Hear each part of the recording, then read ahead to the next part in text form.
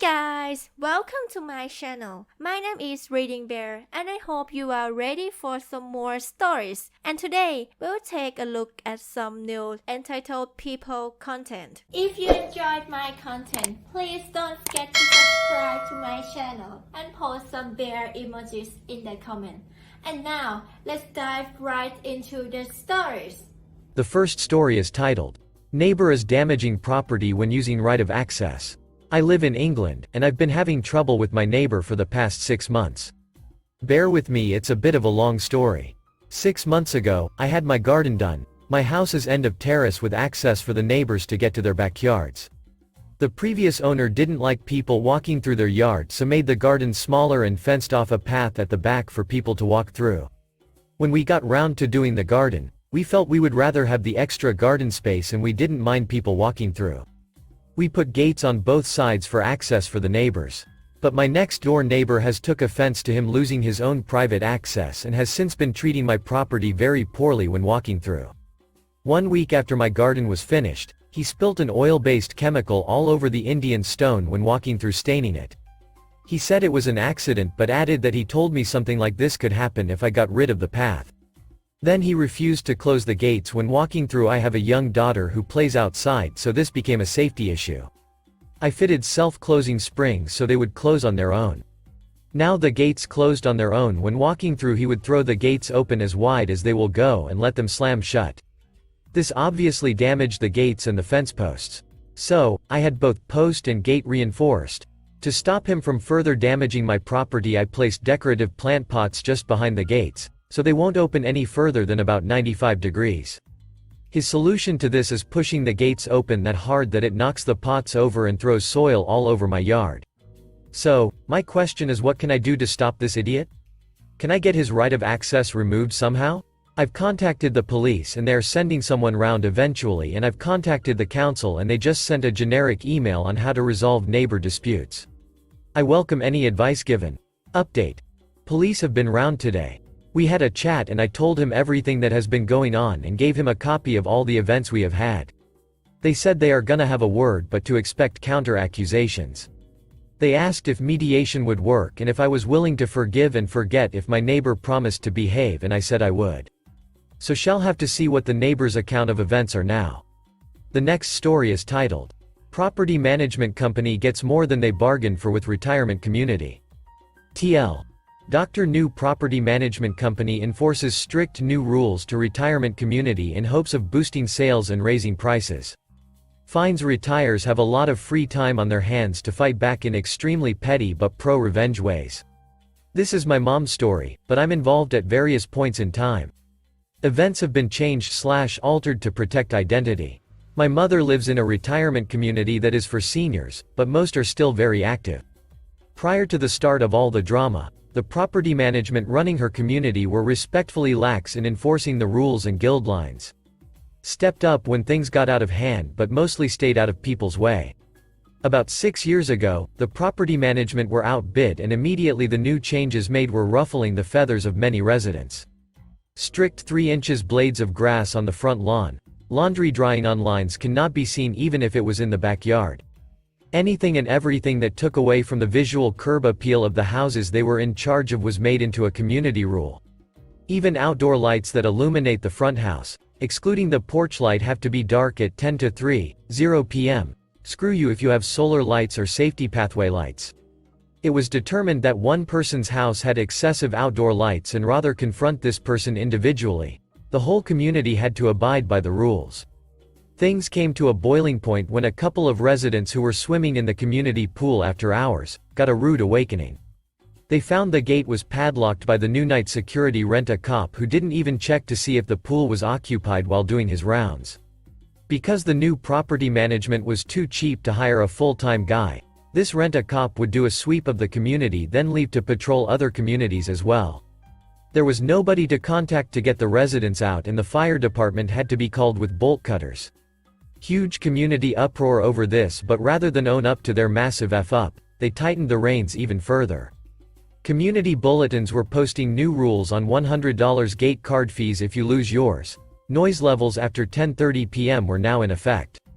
Hello. Retirement community, old people are hard of hearing and have to blare their TVs. The one that irked me personally was the association dues suddenly went up $30 a month for community bandwidth. When I inquired on this, it was an optional fee that got tacked during the previous month's bill in fine print. It was for Wi-Fi access to the town hall and pool house that was already free to use up to that point. What struck me as low was that the fine print said, "If you wish to opt out of this fee, check this box, else the charge will automatically be added to your next month's bill." Residents started taking legal actions and means to fight these changes but were being squashed and buried in paperwork by the courts and opposing lawyers. How so? Oh. The property management was owned by the very lawyers squashing them with paperwork and reversals. They had their own free lawyers to tie up things that they wished to squash. One resident decided to take action in the most petty way possible for several nights in a row. The pool gate lock would be snapped off with bolt cutters. Pieces were discovered each morning and sure enough a news bulletin went out strictly forbidding this action as vandals and rogue individuals lowering the property value of your homes etc. This had the opposite effect. Over the course of the next 2 weeks, a mass wave of petty acts were taken against property management. Fountain filters found clogged with sand and gravel. The beautiful landscaping they spent months redoing was found sickly, dead or dying from plant killers and heavy amounts of salt in the dirt. Security cameras were installed, and this only led to the wires being snipped or the lens blacked out with paint. Security patrols were beefed up to catch the culprit, completely unaware it was close to 30 residents doing all this in teams no less. Diversion teams were even set up to distract the patrol while the other team performed the vandal. It took nearly 5 years, but the lawyers from the property management company finally had enough. Another company was brought in, and things settled down significantly. There are still open lawsuits and legal actions out there for the previous property management company that are pending. The next story is titled, "My landlords made unreasonable demands then locked me out of my place because they're afraid I'm going to contaminate them with the coronavirus, Michigan." This is about a dispute with my landlords. I'm a grocery store worker. I'm considered essential and continue working during the pandemic. We were clearly told that we would be fired and not rehired if we didn't, so I don't have a choice, I need the money anyway. I rent a room in the landlord's house. I always paid rent on time, keep my place clean, there has never been an issue with me. The landlords are a man and his wife, they're in their 60s. They're very afraid of the coronavirus, to the point where they're acting irrationally. They say that they have a problem with me going to work and living in their house. The room I rent in on the side of the house and independent from it. I access it from the outside and I don't have to enter the house. From the start of the pandemic the landlords insisted several times that I should stop working. I had to tell them repeatedly that it wasn't possible. Then one day they decided to seal my windows with tape, so the contamination doesn't fly from my room to the outside. They also disabled the AC for that reason. I don't like that, but I didn't want to antagonize so I didn't protest too much at the time. 3 days ago, I found a notice on my door from my landlord saying that they demand I take some measures to avoid contaminating them.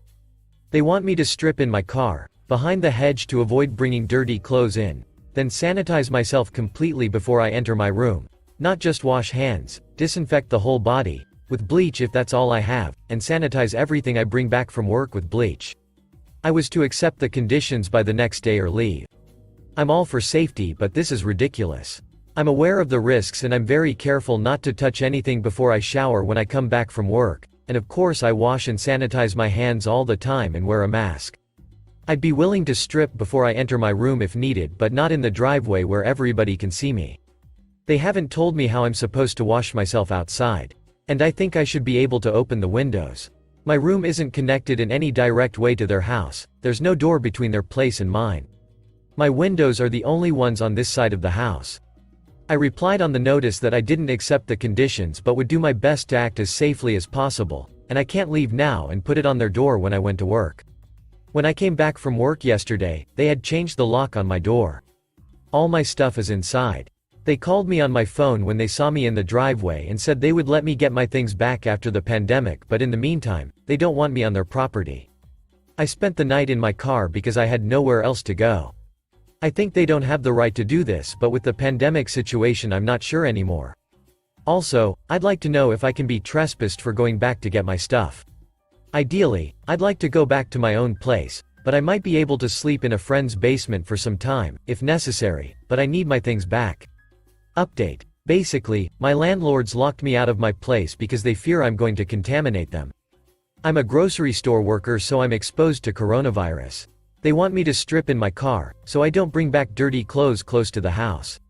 I refused because it's a 60 feet walk from the driveway to my door and everyone can see me from the street. They are terrified, so they changed the lock on my door with all my possessions inside and told me they'll trespass me if I enter their property before the end of the pandemic. As was suggested here, I told them I would call the police because it's an illegal eviction, but they answered it's not because I'm not really evicted, it's just temporary until the end of the crisis. Then I called the police and they said they won't come for this as it is a civil issue. I called twice and had the same answer. Landlords wouldn't budge, so I had to spend a second night in my car. All my things are locked in my room. I have no access to a shower even though I'm exposed at work and really need to get a shower and put on clean clothes when I come back from work. I would consider sleeping somewhere else, but I need my stuff. If the police won't come, do I have the right to break the lock and open the door to my room, or is it breaking and entering? Can I be trespassed? I don't want to escalate the situation, but I don't know what else I can do.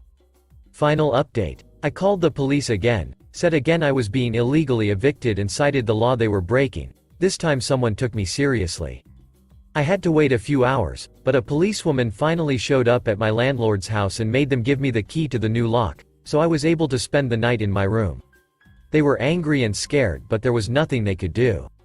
It's sad because they're not bad people, but fear will make some people go crazy, I guess.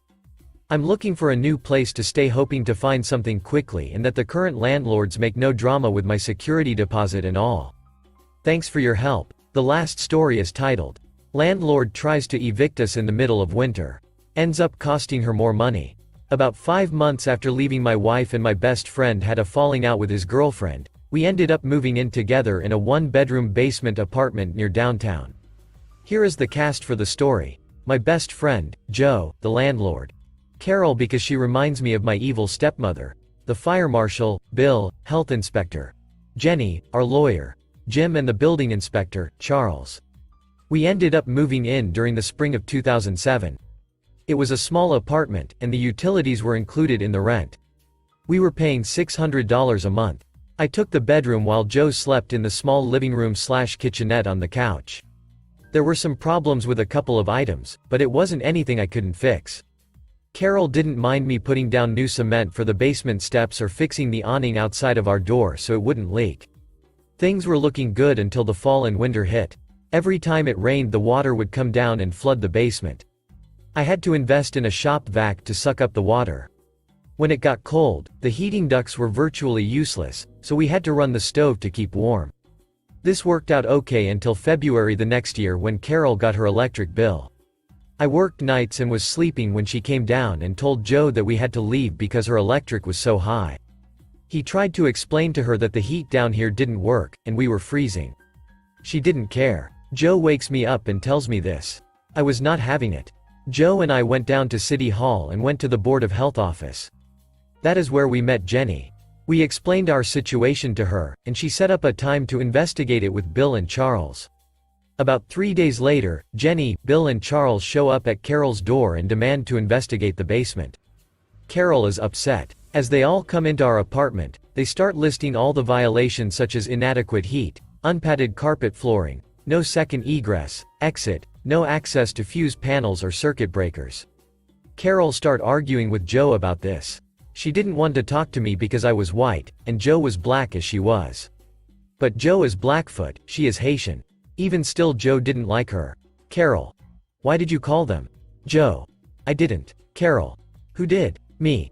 I did. Carol. You had no right to do this. We don't have a lease. Me. Oh, no? What do you call this then? I pull out the agreement we all signed and showed her that electric was included in the rent. Jenny and Charles looked at it as well and said this does constitute a tenancy at will agreement. She was ordered by the city to repair and bring the basement up to code as long as we were living there. About 2 weeks later, HVAC contractors showed up to start working on putting a separate heating system in for the basement. Also, a county sheriff showed up about another 4 weeks after with letters of eviction for both Joe and I in Massachusetts. Eviction cases go through civil court, but the tenant's lawyer can have the case moved to housing court. Housing court leans more towards the tenant than the landlord. We speak to our lawyer Jim, who believes we can get our security deposit back but not much else. Joe is looking to move in with his new girlfriend. And I'm planning on taking her old place, which is only around the block from where we live now. In the meantime, while we are still there at her house, she still has to get it up to code and we don't have to pay her. We show up to housing court when Jim tells us our hearing is. Carol does show up with her lawyer. We wait quietly on the other side of the hall while Jim goes to speak to Carol and her attorney. Jim gives her the proposal for her to pay our security deposit back in Jim's fee.